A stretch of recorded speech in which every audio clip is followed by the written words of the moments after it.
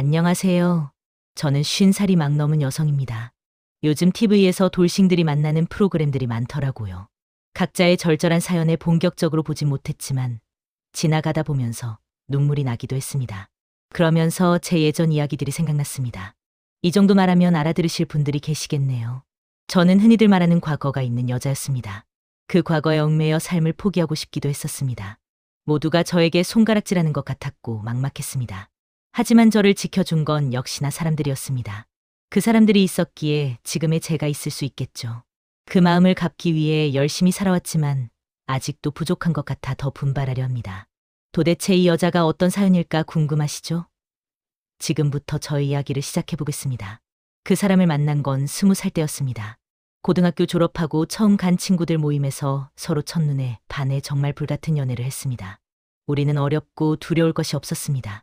게다가 그 남자는 저희 지역에서도 나름 잘 산다는 축에 끼는 집안이었습니다. 남자는 그 부분을 내세우며 말하곤 했습니다. 내가 은지 너 책임진다. 우리 엄마도 언제든지 며느리 볼 생각 있다고 하셨어. 그런 남자의 말에 저는 설렜습니다. 20살밖에 안 된 여자애가 왜 책임진다는 말에 설레는지 지금도 이해가 안 되지만 그냥 그 남자가 좋았던 것 같습니다. 같이 밥 먹을 때도 좋았고 차를 마실 때도 좋았습니다. 아침 일찍부터 만나 저녁 늦게 헤어지면서도 아쉬웠습니다. 주변 친구들은 둘이 뭐가 그리 좋냐며 핀잔을 주기도 했지만 그냥 그 남자와 함께하는 모든 것이 좋았습니다. 그러다 남자는 저를 정말로 자신의 어머니에게 소개시켰습니다.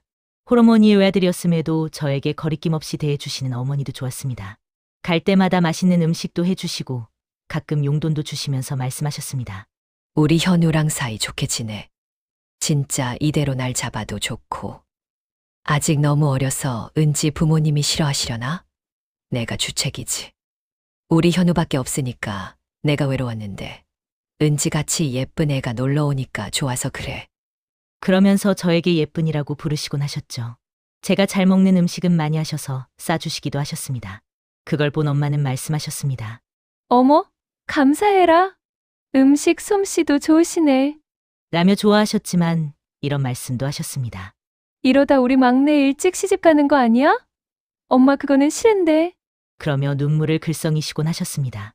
그런 저와 엄마를 본 큰오빠는 말씀하셨습니다. 고등학교 졸업한 지가 언젠데 벌써 시집 얘기야? 정신 차려. 이 집 막내 학교나 잘 다닐 것이지. 까불기는. 이라며 면박을 주곤 했습니다. 어릴 적부터 큰오빠는 제가 조금이라도 어긋나게 행동하면 엄청 엄하게 단속을 했던 터라 큰오빠의 그런 모습에 그저 입만 삐죽거릴 뿐이었습니다. 나이 차이가 12살이나 났고 오빠는 그때 벌써 결혼을 한 상태였던지라 저에게는 엄청 어른처럼 느껴져 함부로 대들지도 못했습니다. 큰오빠 말고도 오빠가 둘이나 더 있지만 다른 오빠들은 저에게 관심도 크게 없었기에 그저 큰오빠만 잘 피해 다니면 될 일이었습니다. 나이가 많으신 부모님은 어릴 적부터 제가 뭘 하든지 다 좋다고 하셨던지라 제 연애에도 그저 여유 있게 바라보셨습니다. 그래서 저는 걱정이 없었던 것 같습니다. 한마디로 철이 없었던 거죠. 저희 집은 부유하진 않았지만 괜찮았고 오빠들이 셋이나 되다 보니 막내딸로 자란 거였습니다. 하지만 저는 20살이 되었으니 어른이고 다 제가 결정할 수 있는 거라고 건방진 생각을 했습니다. 주변 어른들도 그 남자와 저의 만남을 지지해 주시니 거리낄 것이 없었습니다. 그래서인지 저희는 과감한 연애를 했습니다. 2학기 중간고사를 끝내고 남자의 어머님이 그동안 고생했다며 먹으러 오라고 하셨다는 말에 남자의 집으로 갔습니다. 그런데 그날따라 어지럼증도 심하고 속도 안 좋아 가면서도 말했습니다. 현우야, 나 그동안 너무 힘들었나 봐. 유난히 힘들더라. 나 오늘 컨디션이 너무 안 좋아. 어머니한테 얘기 좀 잘해줘. 그런 저에게 현우가 말했습니다. 가서 밥만 먹고 내 방에서 좀 누워자. 진짜 얼굴이 너무 안 좋다. 남자의 집에 들어서자 온 집안에 풍기는 음식 냄새에 어지러움이 더 커지더니 이내 화장실로 달려가 다 토해냈습니다. 남자와 어머니는 매우 놀란 듯 보였습니다. 하지만 제게 그건 중요한 게 아니었습니다. 어머니, 너무 죄송한데 제가 되게 챘나 봐요. 저 이만 가봐야 할 것 같아요. 라는 말만 남기고 문을 박차고 나와버렸습니다. 남자는 따라 나오더니 말했습니다. 괜찮아. 집 데려다 줄게. 라며 저를 달랬지만 저는 다시 올라오는 구토를 참지 못하고 골목에 쪼그려 앉아 다시 한번 다 토해냈습니다. 그냥 나 택시만 좀 잡아 줘.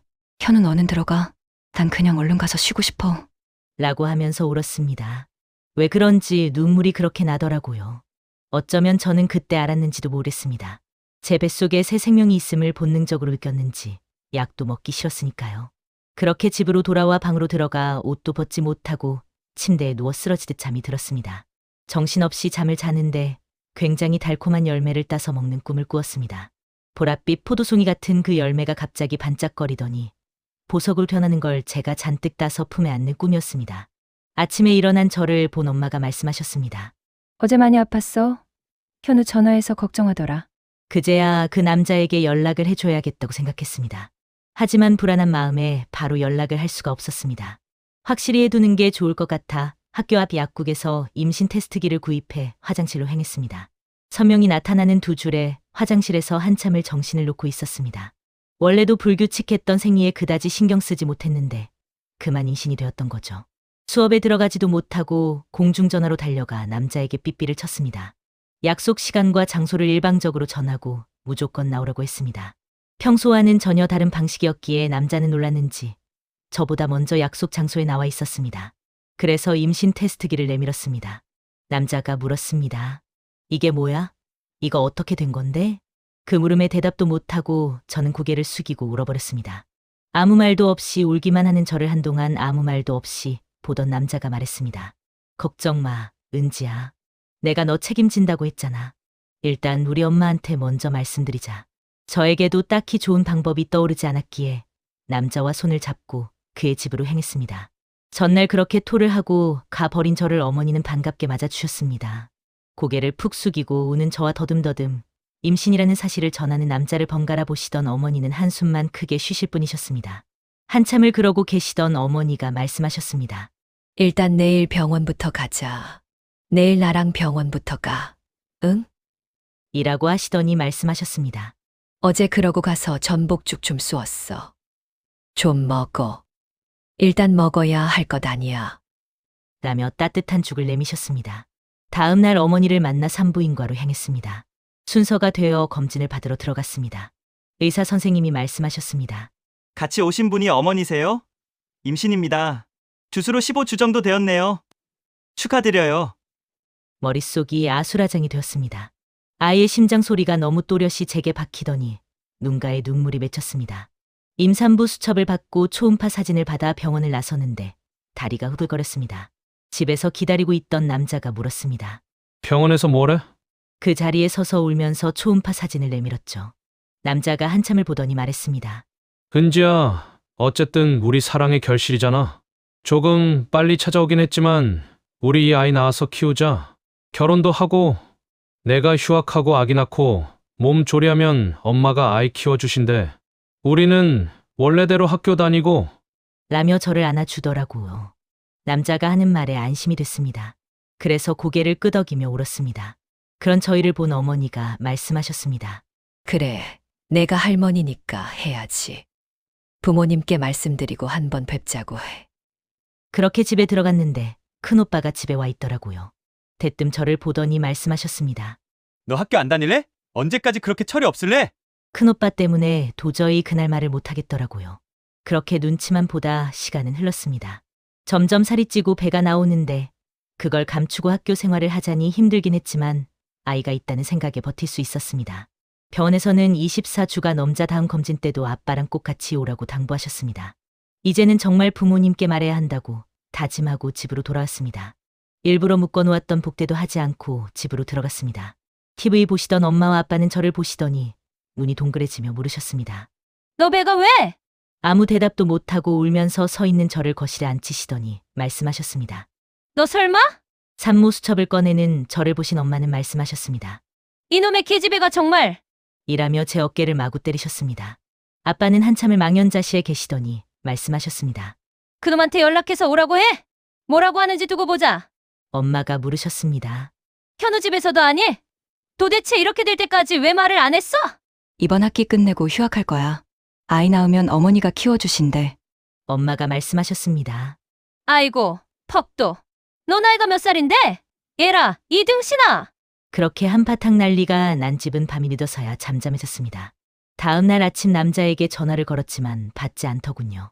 부모님께 인사를 시켜야 했으므로 마음이 급해 학교에 가서 휴학계를 내고 남자의 집으로 행했습니다. 남자의 집 앞에 내려 배를 눌렀지만 아무도 나오지 않았습니다. 그렇게 남자의 집 앞에서 발을 동동거리고 있는데 남자가 피곤한 얼굴로 나타났습니다. 왔어? 엄마 여행 가셔서 안 계시는데. 어디 갔다 와? 연락이 안 돼서 놀랐잖아. 친구들하고 술 좀 마셨어. 요즘 일이 많았잖아. 그 말을 듣는 순간 너무 섭섭했습니다. 집에 이야기했어. 아빠가 와서 이야기하라 그러셨어. 나 오늘 휴학계도 내고 왔어.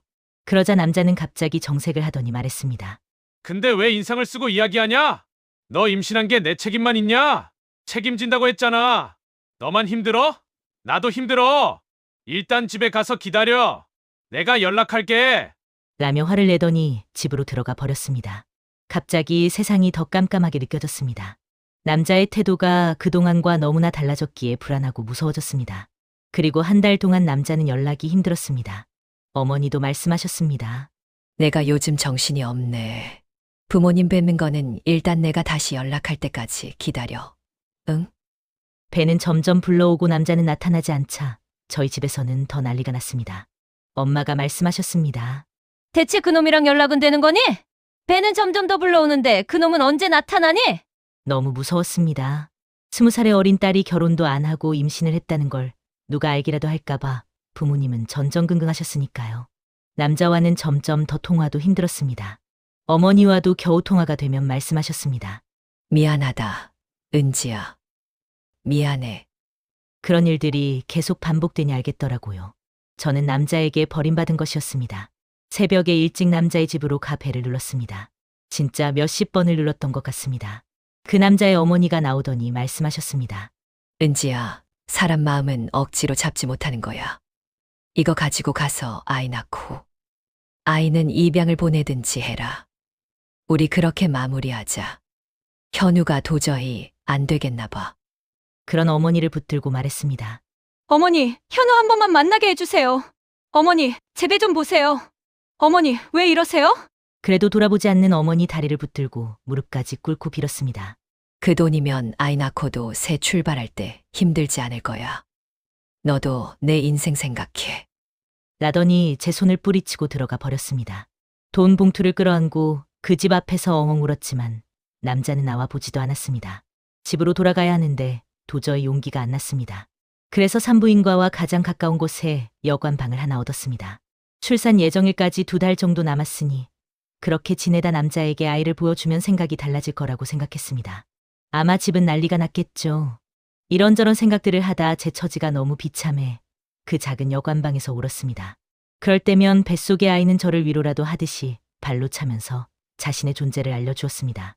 아가야, 아빠가 우리 아가 얼굴만 보면 마음이 달라질 거야. 우리 조금만 힘내자. 그렇게 버티던 어느 날 아침 배가 아파오기 시작했습니다. 병원에 연락을 하고 여관 주인에게 택시 좀 잡아달라 부탁을 했습니다. 택시가 도착했고 겨우 정신을 붙들고 병원 이름을 말씀드렸습니다. 그렇게 도착한 병원에서 저는 응급으로 분만실에 들어가 진통을 시작했습니다. 남자와 남자의 어머니한테 병원에서 여러 차례 연락을 해봤는데 연락이 닿지 않는다며 다른 보호자 연락처를 달라는 간호사님의 말에 저는 엉엉 울면서 진통을 했습니다. 그때 무슨 생각이었는지 큰오빠의 연락처를 알려주었습니다. 병원에서 연락이 닿았는지 간호사가 말했습니다. 오빠분 오신대요. 조금만 힘내세요. 정말 생과 사를 넘나드는 기분으로 진통을 했습니다. 너무 괴로웠지만 아이의 머리가 보인다는 그 말에 저는 기뻤습니다. 일순간 세상의 모든 것이 정지했다고 생각이 들 만큼 아프더니 응애하는 울음소리가 들렸습니다. 품에 안겨 우는 아이를 보니 고통이 하나도 괴롭지 않았습니다. 아이가 신생아실로 가고 저는 병실로 옮겨졌습니다. 병실 문이 열리고 큰오빠와 형수님이었습니다. 형수님이 말씀하셨습니다. 아가씨, 고생했어요. 아이가 너무 예뻐요. 퇴원을 하는데도 남자와 그의 어머니는 나타나지 않았습니다. 큰오빠 내외는 저를 데리고 본인들 집으로 가더군요. 그렇게 저는 오빠네 집에서 몸조리를 했습니다. 한 달이 지나 저는 남자의 방으로 전화를 했습니다. 정말 마지막이라는 심정으로 걸었죠. 나야, 나 아기 낳았어. 아들이야. 언제 보러 올래? 남자가 말했습니다. 내가 우리 엄마랑 이야기 다 된 거 아니었어? 아이 보육원이나 입양 기관에 갈 때나 연락해. 그런데 뭐 아이를 키우자니 이런 거면 연락하지 마. 황당함과 서러움에 눈물만 흘렸습니다. 야, 그만 울어. 너도 이제 그만 정신 차려. 라며 전화를 끊었습니다. 아이와 저는 그대로 버림받은 것이었습니다. 형수님이 방으로 들어오더니 말씀하셨습니다. 아가씨, 밥 먹어요. 얼른. 아가씨, 이러면 어떻게 아이를 지키겠어요? 그래야 아이도 아가씨도 살아요. 그날 저녁 퇴근하고 돌아온 오빠가 말씀하셨습니다. 은지야, 잘 들어. 아이 놔두고 너는 집으로 가.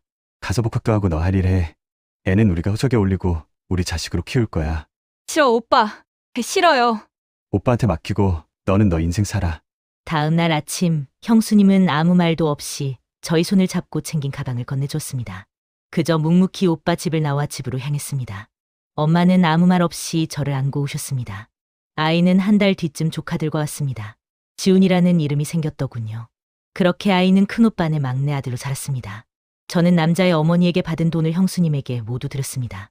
하지만 형수님이 말씀하셨습니다. 아가씨, 이걸로 어학연수나 다녀와요. 내 자식은 내가 키워요. 가을에는 복학을 했고 열심히 다녔습니다. 좋은 학점으로 졸업을 했고 괜찮은 회사에 취직을 했습니다.